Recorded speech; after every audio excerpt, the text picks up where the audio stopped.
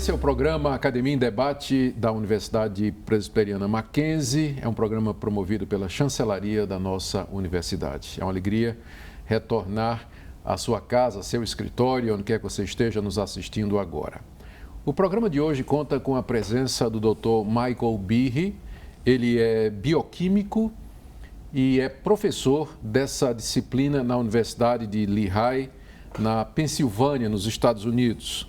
O seu doutorado também é em bioquímica e foi obtido na Universidade de Pensilvânia, nos Estados Unidos. Dr. Behe ficou famoso pelo seu livro A Caixa Preta de Darwin, publicado cerca de 20 anos atrás e que continua fazendo algum sucesso, em que ele questiona alguns dos paradigmas da teoria darwinista da evolução e onde defende a ideia de que há evidências científicas suficientes na natureza para mostrar a presença de um propósito inteligente nas coisas que existem, contrariando, portanto, o dogma central do darwinismo de que as coisas que existem vieram a acontecer através de mutações randômicas, ocasionais, aleatórias e acidentais. Dr. Behe, é uma alegria muito grande recebê-lo aqui em nosso programa. E eu gostaria de começar fazendo a seguinte pergunta. O que é de fato a teoria do design inteligente e qual o objetivo dela? Well, intelligent design is just the idea that many parts of nature are better explained as the results of purposeful design rather than undirected, unintelligent natural laws. It might help if I gave a quick example. In the United States, we have a mountain called Mount Rushmore. And on the Mount Rushmore, about 50 years ago, a sculptor sculpted the faces of 4 former presidents of the United States. So if you were walking in the woods and you came upon Mount Rushmore, even if you had never heard of it before, you would easily recognize that that part of nature was the result of intelligent design. And the reason you can tell that is because you see all the parts of the mountain that are arranged to portray images of the presidents. Well, intelligent design as a science is the idea that we have found things like Mount Rushmore in the cell, in life, and also in the universe at large. We have learned that cells are controlled by molecular machines. The cells, the little bodies that make up your whole body, and this was unknown to Darwin, and so as a result of this new knowledge, the intelligent design proposes that we should reconsider our theories of the origin of life. And proposes that intelligence was involved. O senhor falou aí na sua explicação, na sua resposta, e eu também citei isso na pergunta, várias vezes apareceu o termo inteligente. Quando o senhor e os demais defensores do design inteligente usam esse termo inteligente, o que inteligente aqui significa? Simplesmente alguma coisa que é oposta ao que é aleatório, aquilo que acontece por acaso? Well, if you go back to the Latin, intelligent means to make a choice. And we know that rational beings can make choices. And the way that we detect intelligence is by the external effects of a rational mind. For example, if you went to another planet and you saw beings there that looked human, but they couldn't write, they couldn't build anything, and they acted like animals, you would think that they were not intelligent, at least not as intelligent as we are. If you speak to a person, you oftentimes judge their intelligence by the language that they use, the level of the language, or you judge the intelligence of a person by what they can do, what they can build. Intelligence, it turns out that we have found in nature things that look like they are the results of intelligence, things that require choosing among different options, things which can perform functions, perform jobs that are very sophisticated, and in our experience always do require intelligence. Mas essas coisas que parecem funcionar harmonicamente, que são complexas, elas não podem ter surgido através de processos naturais, uma coisa construindo em cima da outra e melhorando? No, to develop a machine by chance is as unlikely in biology as it is in our everyday world. When we see a machine in the hardware store or a lawnmower on somebody's lawn, we immediately know that it's not a product of chance because all of the parts are fit together in order to perform the function. And the probability, the odds against that coming together by chance is very, very small. So small that we've never seen it happen. And so the same goes for the machinery in life. Even simple machines, I frequently use an example of a mousetrap, need many parts in order to function, and they have to be fitted to each other, and they all have to be present. Or if you take away the spring of a mousetrap, it's broken. So those things cannot be developed gradually or accidentally, and the same is true of many molecular machines. A teoria do design inteligente tem sido muito atacada e criticada por ser uma teoria religiosa, ou a mesma coisa de criacionismo, porque as opções são estas: ou as coisas aconteceram por acaso, através de processos naturais, ou há uma inteligência por detrás de tudo o que acontece. E, naturalmente, se rejeitarmos a ideia do acaso, teremos que abraçar, aparentemente, a ideia de que há uma mente por detrás que planejou e guiou todo esse processo complexo. E isso leva, inevitavelmente, à pergunta: quem é o designer que está por detrás desse processo inteligente? E como a resposta de muitos vai ser Deus, ao temor de que o design inteligente, de fato, seja uma teoria religiosa, uma espécie de criacionismo disfarçado. Essa é uma crítica que tem sido feita ao design inteligente e que nós vamos abordar no próximo bloco. Fique conosco.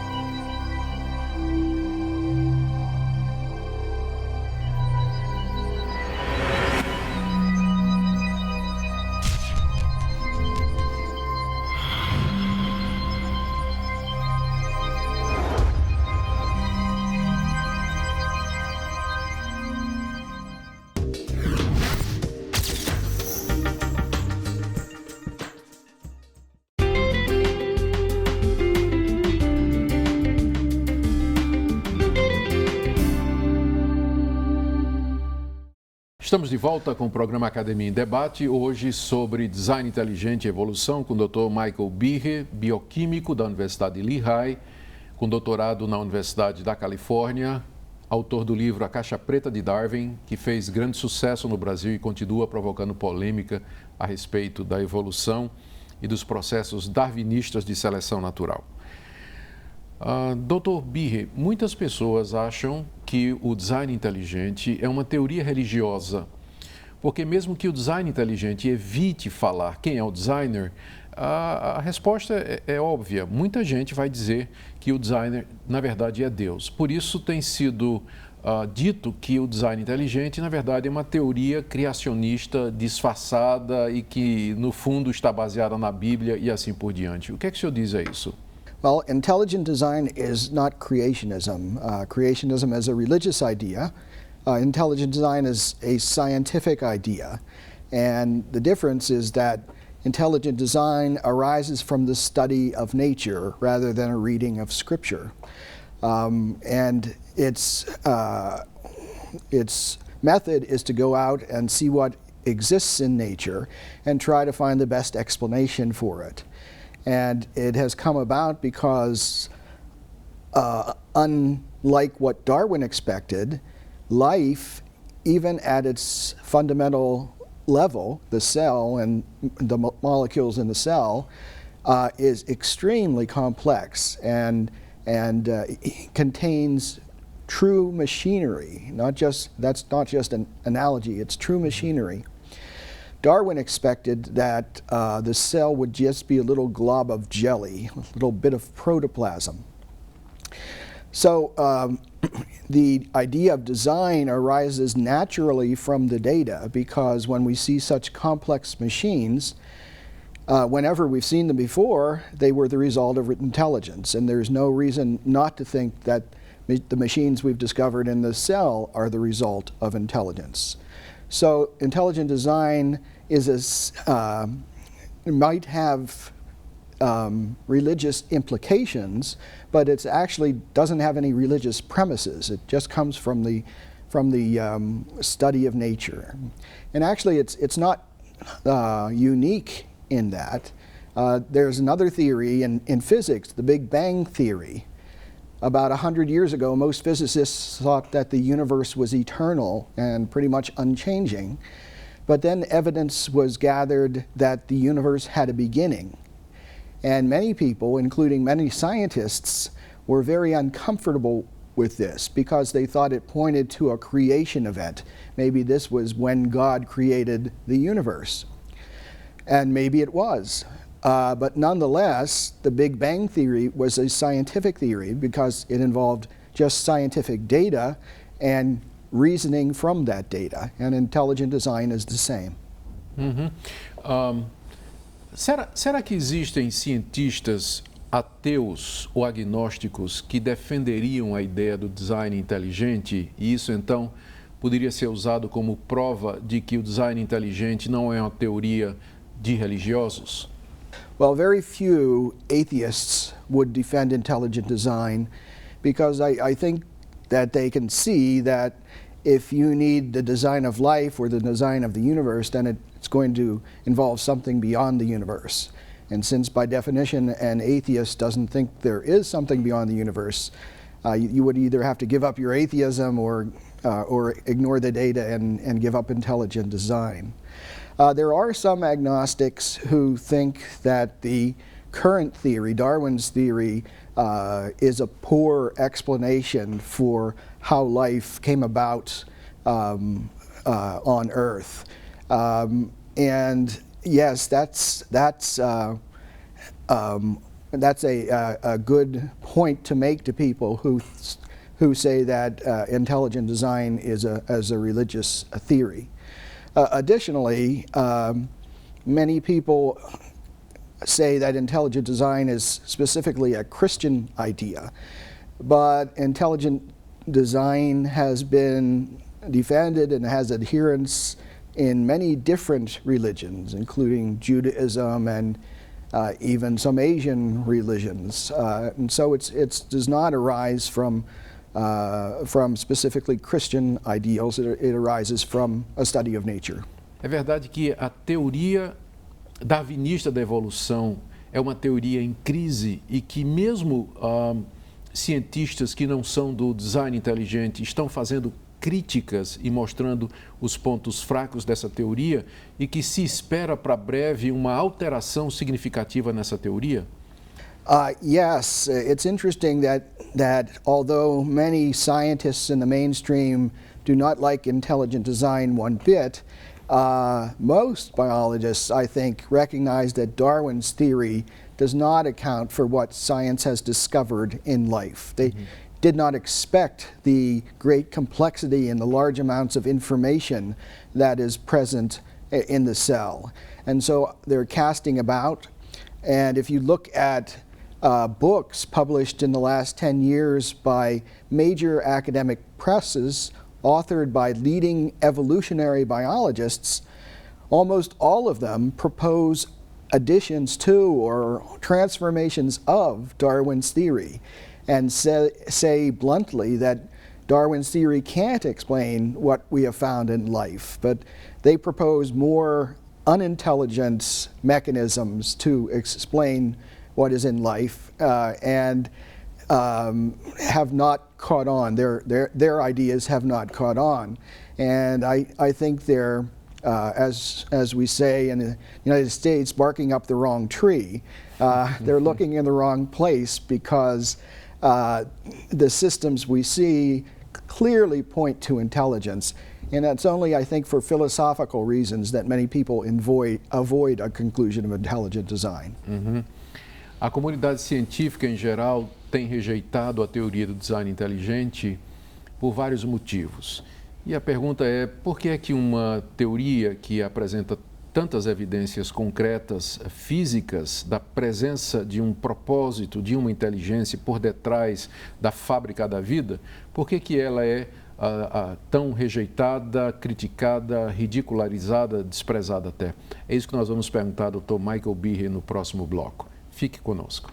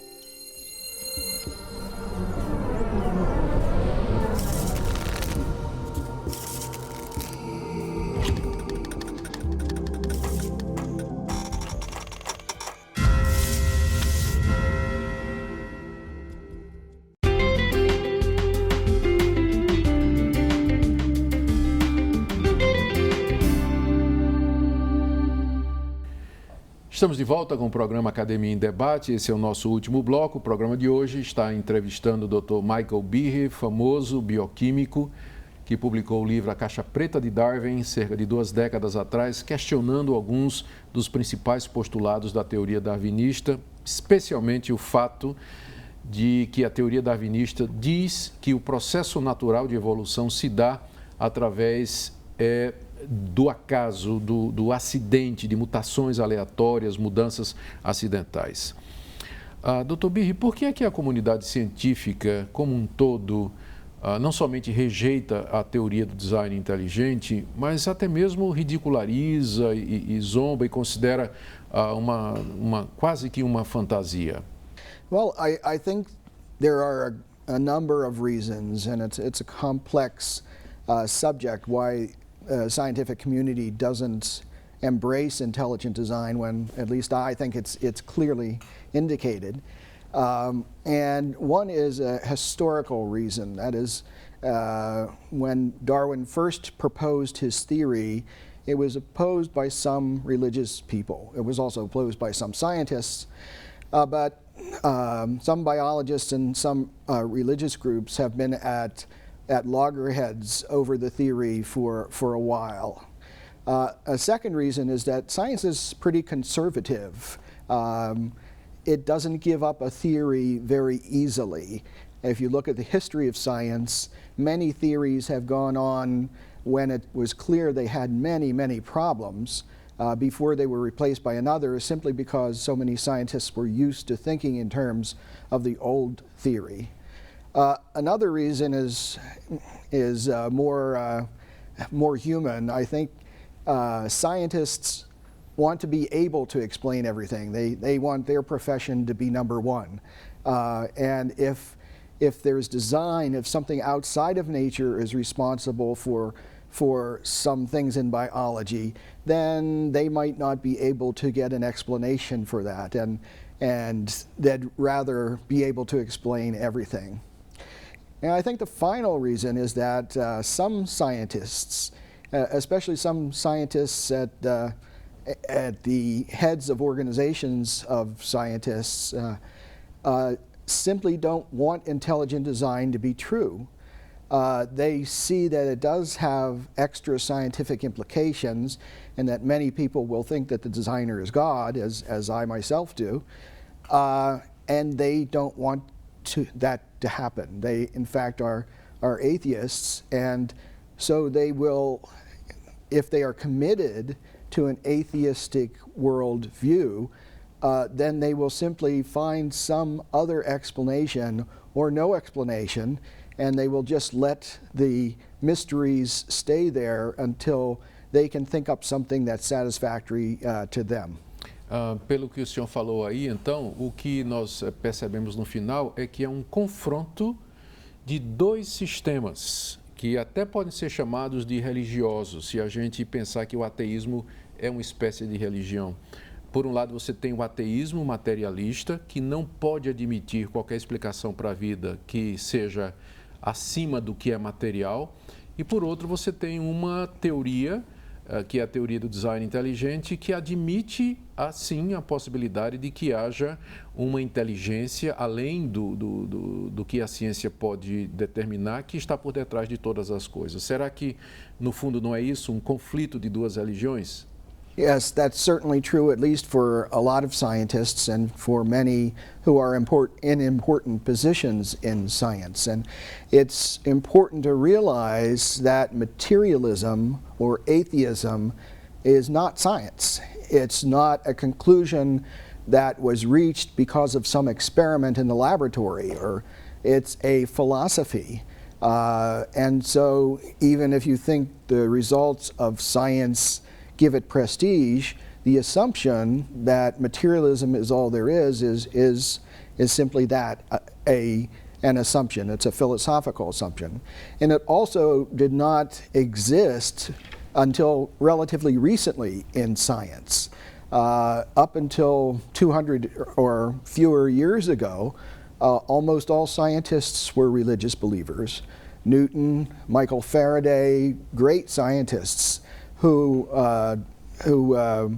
made great advances for science and were thought of it as discovering how God's world worked.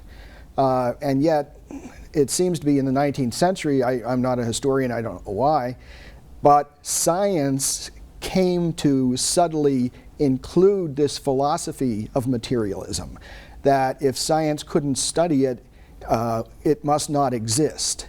And that confuses the public, and I think it's bad. It's very bad for science because it stops some scientists from seeing some things that are pretty plain to someone who does not subscribe to that idea.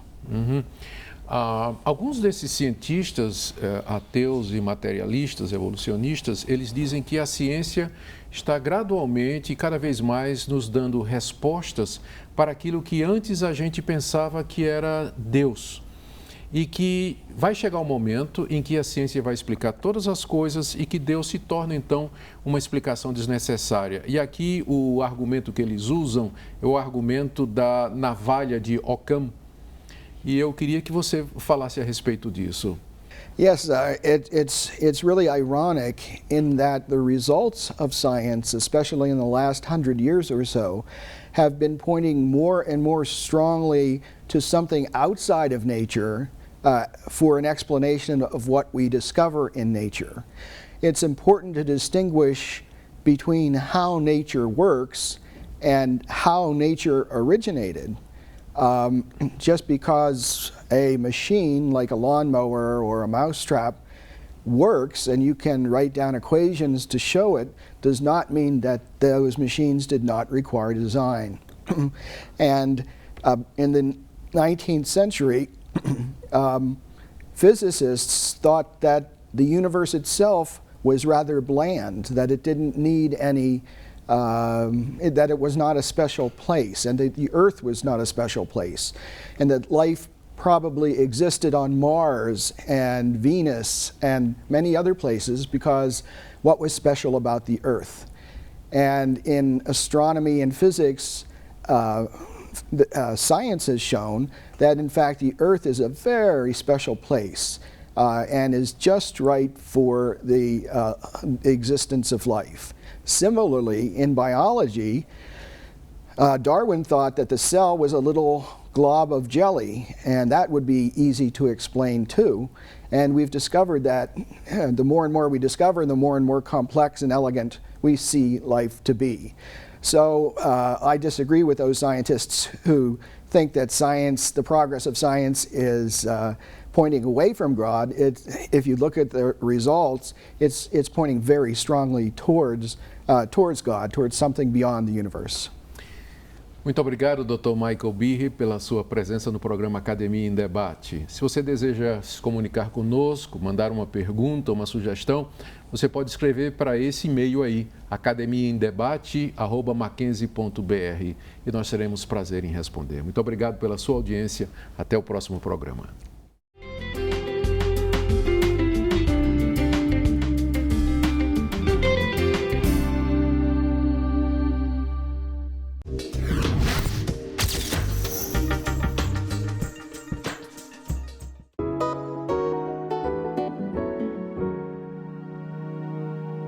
Minha recomendação de leitura é o romance O Retrato de Dorian Gray, de Oscar Wilde. Eu desconfio que esse romance seja mais conhecido do que efetivamente lido, porque a situação base é muito conhecida, muito retomada em outras situações, por livros, por filmes. A situação de alguém que tem o seu retrato pintado e a partir desse momento, na verdade a partir de uma espécie de promessa-desafio que é feita por ele, o retrato é quem passa a envelhecer, não o próprio personagem. O objetivo principal de Oscar Wilde ao escrever esse romance, me parece, era o de discutir o conceito de beleza. Há uma série de ironias no livro a respeito de uma suposta oposição entre beleza e inteligência. A própria situação chave, a do retrato que envelhece no lugar do retratado, é evidentemente um mero pretexto para que a sociedade britânica da segunda metade do século XIX seja exposta, e seja exposta, eu diria, no seu pior perfil.